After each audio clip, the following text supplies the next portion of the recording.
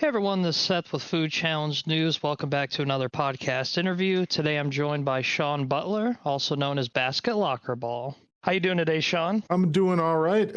It's a nice day today, and I'm feeling good. I'm excited to talk to you. I'm excited as well. So where did your love of food begin? My love of food, that definitely started when I was a kid. Ever since I can remember growing up, I would always love food. Like, I remember I would always, like on Friday, Saturday, I would always hope, like, man, I hope we get pizza today. I hope my parents decide, oh, let's get some pizza. That would be like the greatest thing ever. I've always been a foodie, yeah. And so that's just, even now, like I still just love food as much as I did back then, even more so, because now I can explore things more. What are some of the most memorable foods for you when you were growing up? Most memorable, yes. Definitely pizza and cheesecake for sure. Yeah, pizza is my number one favorite food, no question. Yeah, I would get it. Like I said, would look forward to having it hopefully every weekend. We didn't get it that often, but yeah, definitely pizza. And for sweets, 100% cheesecake, yeah. And why did you decide to create a YouTube channel, and did it revolve around food originally? It always did revolve around food for sure, yeah. My content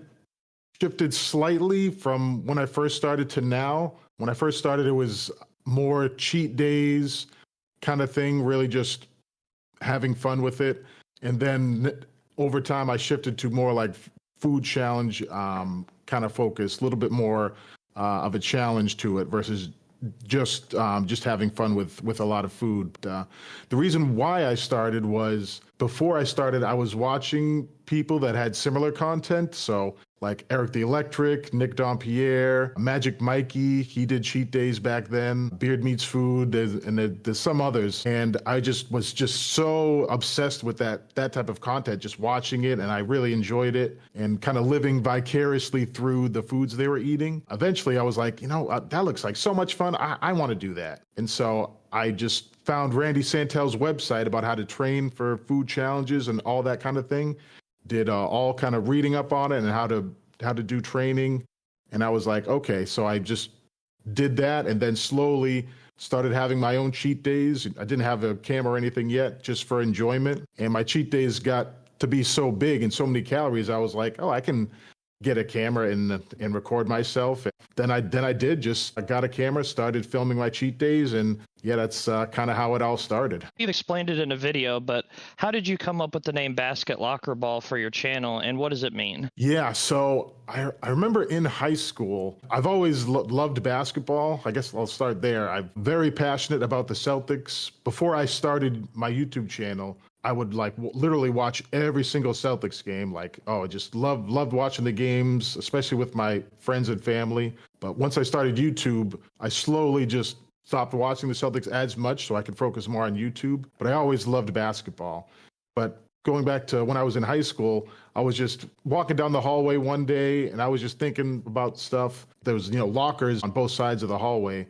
And I just kind of combined the two words together. I was like, basketball and lockers. I was like, basket, locker ball. I was like, that's, just kind of just a weird word that I just came up with kind of on the spot. And then shortly after that, I was on YouTube. So this was like back in 2006 or 7. I was on YouTube and I was just watching some random videos. And for some reason, I thought you had to create an account in order to watch the videos or something. I don't think you did, but that's what I was thinking. And so you had to come up with a name for your account. And so that word was just on my mind at the time. So I was like, oh, okay, yeah, Basketlockerball. Just made that name. So that was 2006, 7, like I said, but I just used YouTube just to watch videos. I didn't have any content yet. But then when I ended up starting my channel, making videos myself, which was 2015, I think. I was like, oh, I have this, account already created. I was like, oh, I'll just use that. And so, yeah, I just kept the name, and yeah, it's unusual, but yeah, it's kind of a memory of a nostalgia to my childhood, I guess. Let's talk your first YouTube video. It was a 24-second video. It was a cheat meal at a popular burger chain. So why did you upload that video, and did you plan on keeping it up once you uploaded it? Yeah, so I think either before I actually posted a video, and even after I started posting a few videos, I did like research on like how to actually start a YouTube channel and like, things you should do and all that kind of stuff. And yeah, I remember Sean Cannell, who's like he has a business about like how to grow on YouTube and stuff. I did watch a lot of his content, and I remember one of the things he said was you just gotta, like, especially when you're first starting, you just gotta publish. Like, you just gotta upload a video. Don't worry about trying to make it perfect or anything. Just get it out there and just go from there. And so I just had like a few like very, very short videos on my phone when I was just like taking a short recording of like a food I was eating for a cheat meal. So I was like, oh, all right. So I just threw that up there, and yeah, didn't really know what to do with it. But then after I kept learning and researching and trying to think of how I wanted to actually make my content, I thought about deleting those older videos because I was like, they don't, not really, my content's going to be different than those little short videos. But I was like, I don't see a reason to delete them. I felt like I didn't feel like if the videos stayed up there would negatively impact my channel. I didn't think that would be the case. So I was like, I'll just leave them there. That's fine. Were you having fun learning YouTube? Just like messing around with uploading, editing? Honestly, at first it was, well, I guess the learning about it, I did enjoy. Yeah, just learning about what things I can do better and little tips and things like that. I honestly did. Even now, I still enjoy learning new things about how to do YouTube.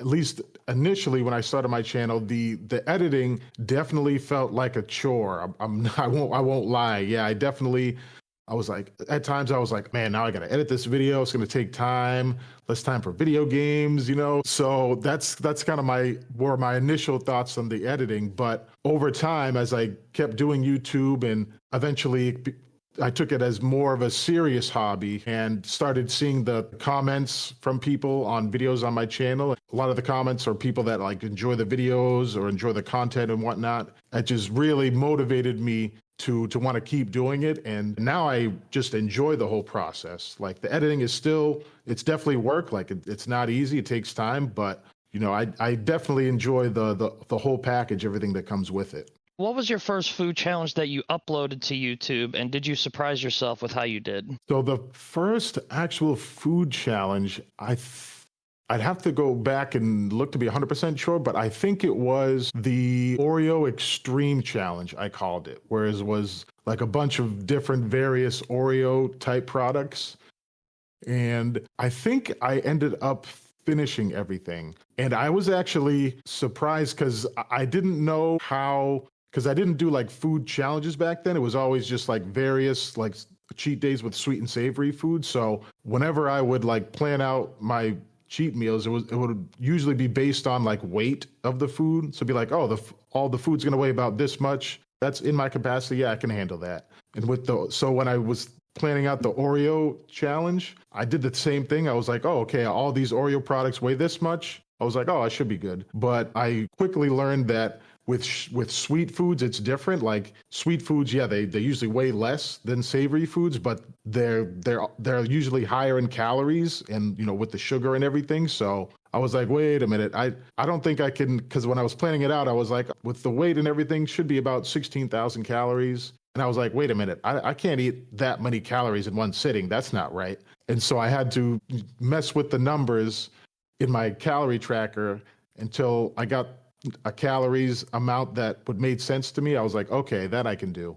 But I think I did end up finishing it, and it was still difficult for me though. Like, wasn't a walk in the park. So I remember being glad that I took some items off my initial list of foods, because I definitely would have failed if I had 16,000 calories of Oreo products in that one. And what's the most calories you've ever consumed in a challenge? So that I can't be 100% certain because it was a homemade item, but I did do a video where I had a huge carrot cake, which I think when it came down to it, the total cake weighed 17 pounds, I think. Like, insanely large cake. And like, after I got it and took it home and weighed it, I knew right away, I was like, yeah, no way I'm eating all this. Absolutely not. But I was like, okay, I'll just eat as much as I can.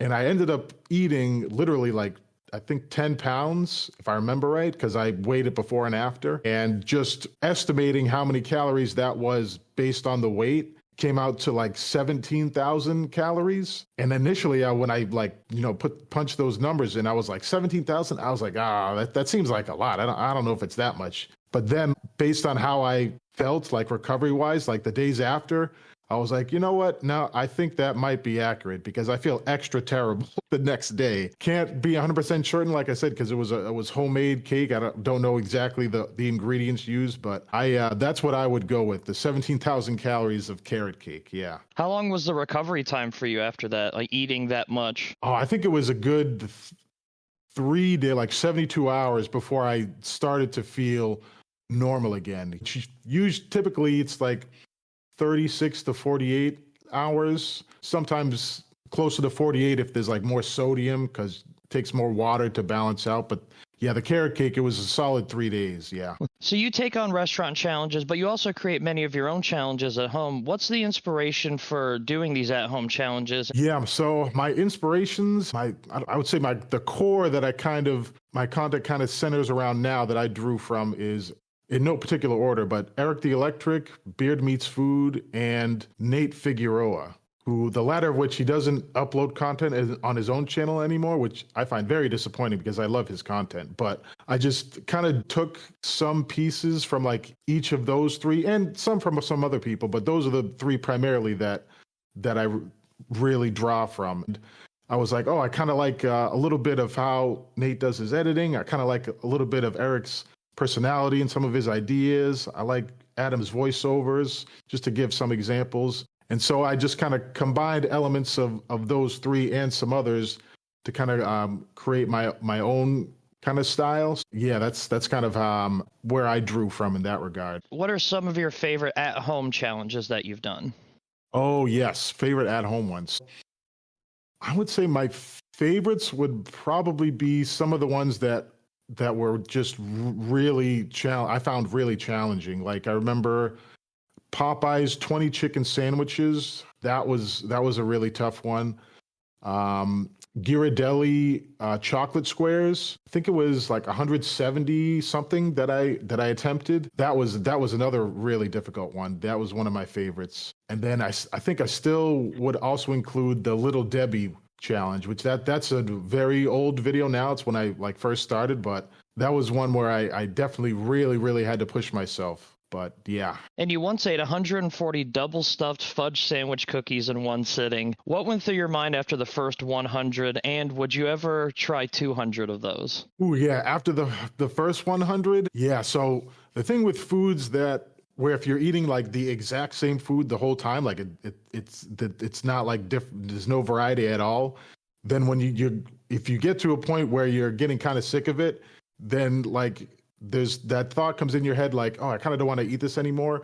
But the flavor is still going to be exactly the same. Like it's not going to taste any different. It's going to be the same thing for the remainder. So I definitely would have thought like, oh man, I still got to have the same flavor for the next however many it was, 50 or whatever. So it's definitely a bit of dread if that flavor fatigue comes on and you still have a lot to go. Yeah. But would I ever do 200? I wouldn't say never, but it's not on my list of upcoming videos, I would say. But I wouldn't say never. One day, maybe. How much does milk help in a challenge like that? Milk definitely helps a lot, especially with cookies or something crunchy like that. Like if you dip it in milk, it softens it up. And just sometimes if it's like, especially with one item challenges, just a texture change can really help. So like if you've just been eating the cookies crunchy and not really dipping in them or anything, then you dip them in milk. Even though the taste would be, the cookie is the same, just the fact that the texture is different with the milk really can help. Yeah, no, milk definitely can play a part in help you get that victory. A few years ago, you entered a sweepstakes contest for a chance to eat with Matt Stoney himself, and out of thousands of people, you were chosen to take on a challenge with him at the Heart Attack Grill.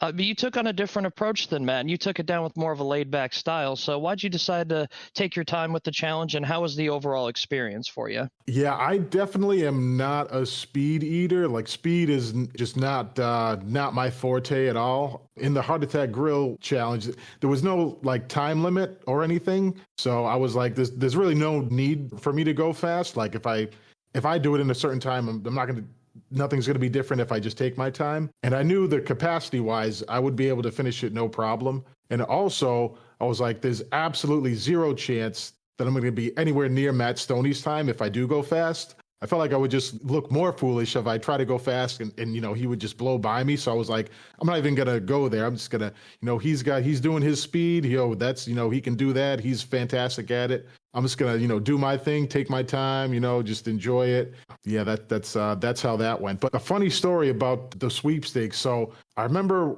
I entered the sweepstakes. I think it was through Instagram or something. Then a few months passed, I think. And then I got an email saying, oh, you won this sweepstakes. But I forgot, so much time had passed, I forgot that I had entered the sweepstakes with Matt Stoney. And so I just looked at the email and I was like, what sweepstakes? What are they talking about? I thought it was spam, honestly. And so I left the email in my inbox for a little bit. And I was like, every day I was like, I don't know if this is legit. I feel like this is fake. And I almost deleted it. I was really close. I almost just deleted the email and then the heart attack would have never happened. But I didn't. And I was like, you know what? There's no links in the email or anything. Let me just reply and, we'll see where things go. And so ended up, having a back and forth with them, and turned out it was legitimate. And so then we just ironed out the details of when we could get me out there to Vegas and everything. So yeah, but that's how that happened. So, and I told them that too, Matt and, his family there, when I met them. I was like, yeah, I almost deleted the email.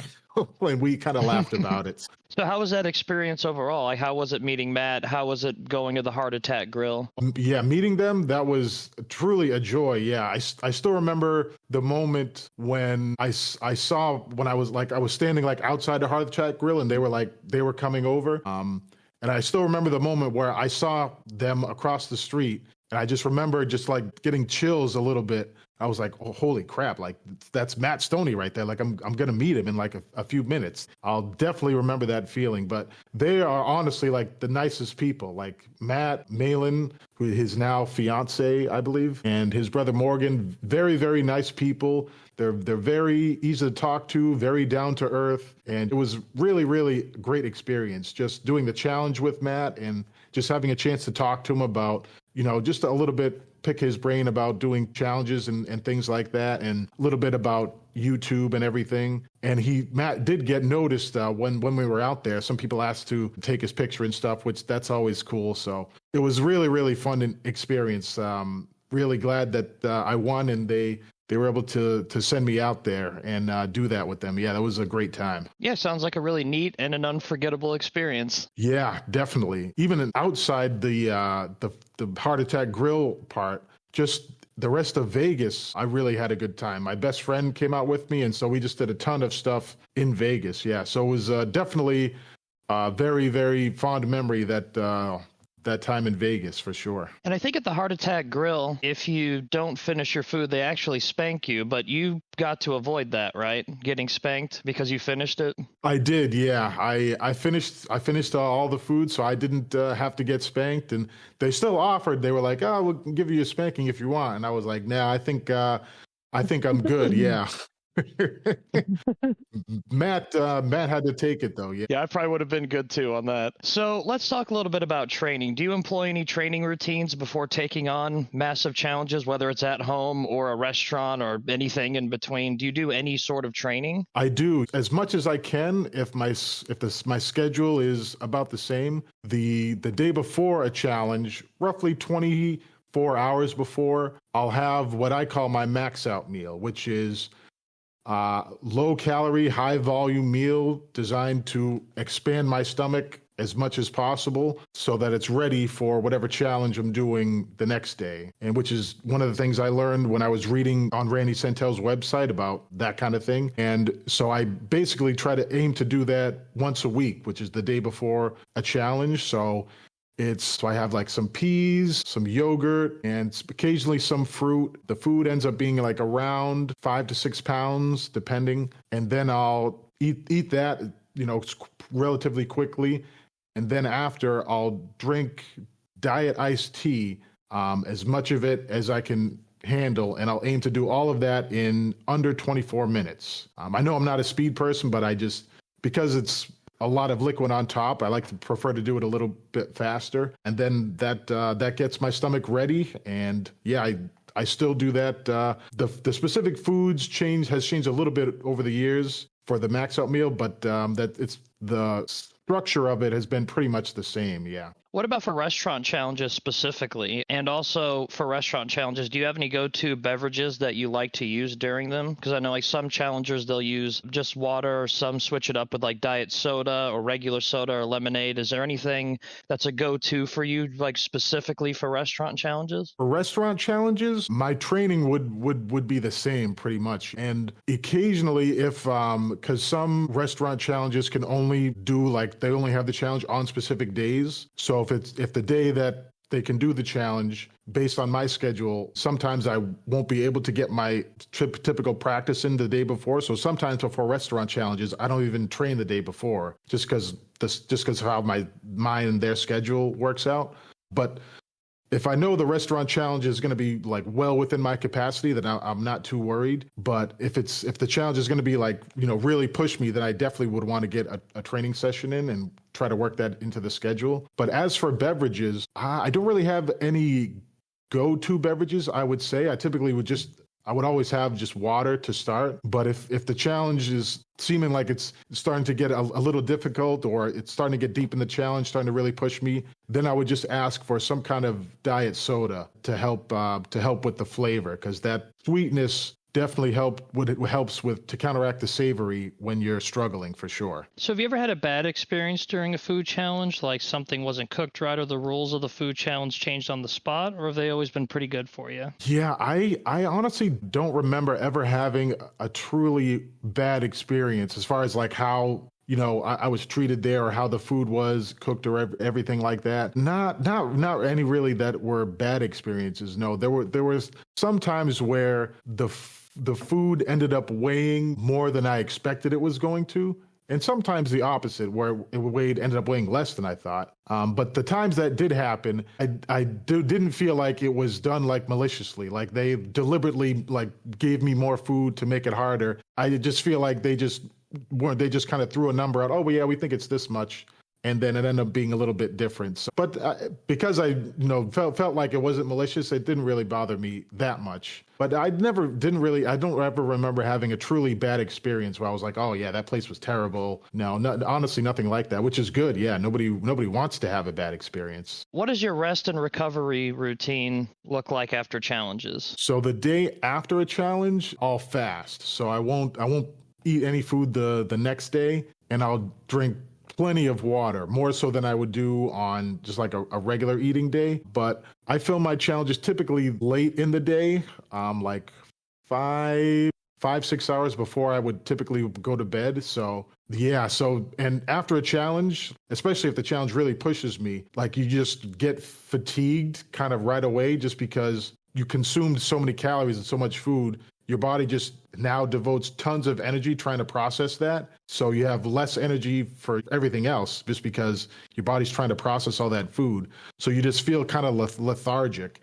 And so I'm not really doing anything, especially like after the challenge that night. I'm just chilling, watching some YouTube, maybe some video games. And then after I wake up the next day, I'm still kind of taking it easy. Like I said, I'll drink plenty of water, but then I'll just do some little errands that I have to do. But I don't like go to the gym or, run or anything the day after. Nothing like that on the day after. It's just kind of taking it somewhat easy. And then once I get to like 2 days after, that's when I'm going back to work that day. And by then I'm usually feeling okay enough where I can, get back into my regular work routine and have a normal meal before work and everything. And so let's move on to outside of YouTube's. How much do you eat when you're going out to a regular dinner or just eating at home when you aren't filming? Do you tend to eat more or less than like when you're doing challenges? So there was a time where I was doing a video every single week. And during that time, I would very, very rarely go out to dinner or anything like that, just because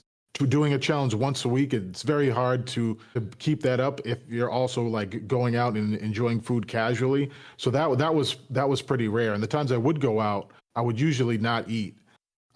which some people weren't really a fan of, which makes sense. But now that I'm doing videos every other week, I've now had more time and more calories to play with, so I'm able to do that. So the times that I do go out, or even when I'm eating casually at home, it's not like a challenge amount of food. Like the weight is usually less, but it's definitely more than like an average person size meal. Yeah, it's probably between, like, just kind of throwing a number out, like if I'm eating at home, like between like 5 and 6 pound meal if I'm just eating, kind of casually myself.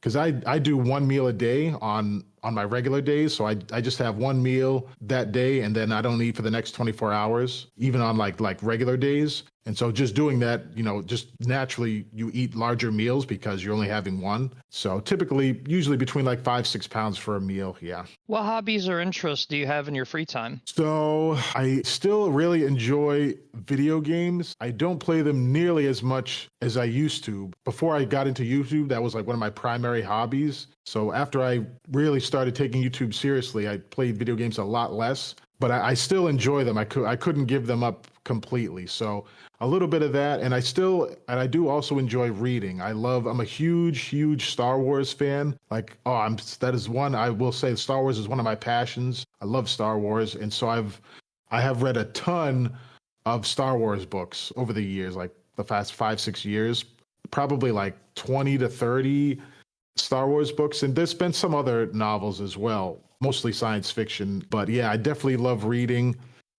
And I don't never really consider it a hobby, but I guess it kind of is. But exercise, I love being active. I love lifting weights, getting stronger, that kind of thing. I don't love cardio, but I can tolerate it. Like, I can do it. I don't hate it. So I do run. That's the cardio that I do currently. So those are I would say like the kind of the big three of my hobbies outside of YouTube. Yeah. What are some of your favorite video games? Well, my favorites of all time. Well, I definitely love the Souls-like genre for sure. So my favorite is definitely Bloodborne. I like Bloodborne more than Elden Ring. Some people might say that's a hot take, but hey, I still put that one up there. Yeah, most of the Souls-like games I would put up there. And I do love a really good RPG. So The Witcher 3 Wild Hunt, that's one of my favorites. Some of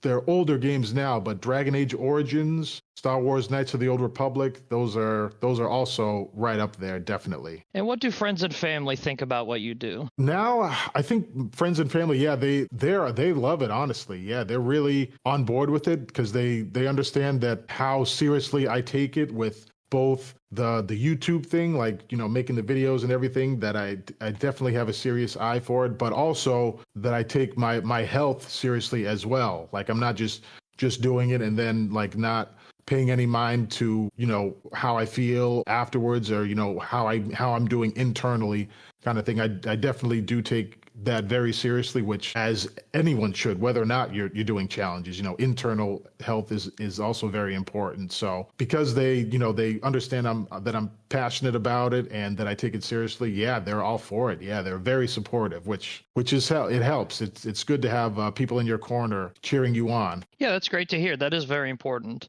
So what's next for Basketlockerball? So one thing that is coming up for me is, so at the end of this month, I got accepted to a YouTube cohort or YouTube class that's going to be taught by, for those who know or aware of Patty Galloway and his team. Patty Galloway's he's kind of like the godfather of like YouTube knowledge. He's like one of the most respected people as far as like how to grow on YouTube. So I got accepted to his class, and that's going to start later this month. So it's like a 2-month class. It's me being in the class isn't going to be on my YouTube channel or anything, but basically I look forward to learning in that class so I can make my videos even better afterwards. So that I'm very, very excited to be a part of that class and just learn from one of the most knowledgeable people who knows about YouTube. That should be a lot of fun. Yeah. Is that something you have to attend online, or do you go actually in person? No, it'd be online. Yeah. So it's like kind of like an online class where you have like Zoom sessions and things like that. It's like small classrooms, quote unquote, online classrooms. I forget, I'm not sure how many would like be actually in the class, but I remember reading they deliberately keep the amount of students that they have in each courses. They keep it small so they can give more direct one-on-one coaching and tutoring, this is the kind of the point of the class. So, but yeah, it's all online. Yeah. Do you have any dream projects that you're striving to work on? One that is still kind of on my mind is attempting 18,000 calories in one meal, doing an 18,000 calorie challenge. I'm still not sure if I can actually do it. So, but I'd be lying if I said I didn't want to attempt it. So I still would like to one day attempt it. I don't have any plans right now as for, when I'm going to, but I would like to one day see if I could do that. Yeah, really push myself. And why is pizza your favorite food? Ooh, that's an interesting question. Yeah, I guess, yeah. I know I mentioned earlier, talked about how I would look forward to it on the weekends, but it was just always one of those foods that I would just get really excited about. And there's just so many different kinds of pizza and different toppings you can choose from. But yeah, it was like one of those like treat foods for me versus like if we were just having a home cooked meal at dinner, then if my parents decided to opt for pizza, yeah, that would always be just really exciting. And my parents we didn't really have a lot of junk food, quote unquote, in the house when I was growing up. So like things like Pop-Tarts or, like sweet cereals, those kind of things, almost never had those kind of foods in the house. There were some things like we did have chips and did have ice cream time and again. But yeah, just pizza was just something that I would always just really look forward to. So just something about it. Yeah. It is pretty great. Absolutely. So if you could leave the audience with one final thought, what would it be? Oh, that's a good question. I would say don't be afraid of food. Yeah.